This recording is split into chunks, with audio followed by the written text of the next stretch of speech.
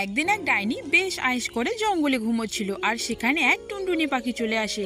সে পাখিটি সেই ডাইনির উপরে নাচানাচি করতে থাকে। টুনটুনি পাখিটির উৎপাতে সেই ডাইনির ঘুম ভেঙে যায়। এরপর ডাইনি তার চুল দিয়ে সে পাখিটিকে বন্দি করে রাখে এবং বলতে থাকে, তোর সাহস তো কম নয়, তুই সামান্য টুনটুনি পাখি হয়ে আমার শরীরে এসে নাচানাচি করছিস। এরপর টুনটুনি পাখিটি বলতে থাকে, আমার অনেক বড় ভুল হয়ে গেছে ডাইনি মাসি, আমাকে ক্ষমা করে দাও। তুমি কোনোদিন বিপদে বলে আমি তোমাকে নিশ্চয়ই সাহায্য করবো ডাইনি মাসি, দয়া করে আমাকে ছেড়ে দাও। তখন ডাইনি হাসতে হাসতে বলতে থাকে, তুই আর আমাকে কি সাহায্য করবি সামান্য একটা পাখি হয়ে? আচ্ছা ঠিক আছে, আজকের মতো ছেড়ে দিলাম। এরপর টুনটুনি পাখিটি সেখান থেকে চলে যায়। এরপর একদিন ডাইনি আগুনের মধ্যে পড়ে যায় এবং চিৎকার চেঁচামেচি করতে থাকে বাঁচাও বাঁচাও বলে। এরপর টুনি পাখিটি একটা হাড়ি এনে সেখানে জল দিয়ে সে আগুন নিভিয়ে দেয়। তখন ডাইনি সেই টুনটুনি পাখিটিকে বলতে থাকে, টুনটুনি তুই ছোট্ট বলে তোকে অনেক কটাক্ষ করেছিলাম সেদিন, কিন্তু আজ তুই আমার প্রাণ বাঁচালি। একদিন এক মা ঘোড়া তার বাচ্চাদের জঙ্গলে চলাফেরা শিখিয়ে দিচ্ছিল, আর সেই সময় একটা শিয়াল সেই রাস্তা দিয়ে যাচ্ছিল। শিয়ালটি মা ঘোড়াটিকে বলছে, বন্ধু তোমার বাচ্চাদের সবটা শিখিয়ে দাও, কারণ এই জঙ্গলে অনেক ভয়ানক জীবজন্তু রয়েছে যাদের হাত থেকে বেঁচে ফেরার মতো অবস্থা নয়। শিয়ালটি এমন কথা বলে সেখান থেকে চলে যায়। এরপর একদিন ঘোড়াটি জঙ্গলটি ঘুরিয়ে ঘুরিয়ে দেখার জন্য তার বন্ধুর কাছে চলে যেতে থাকে। শিয়ালটি একটা গাছের নিচে বসেছিল, আর সেখানে ঘোড়াটি চলে যায় আর শিয়ালটিকে বলতে থাকে, চলো বন্ধু আজকে জঙ্গলটা ঘুরিয়ে ঘুরিয়ে দেখবো। আর শিয়ালও বলতে থাকে, চলো তাহলে দেখি কোথায় কোন হিংস্র জন্তু আছে। এরপর তারা একে একে জঙ্গলের সবটা দেখে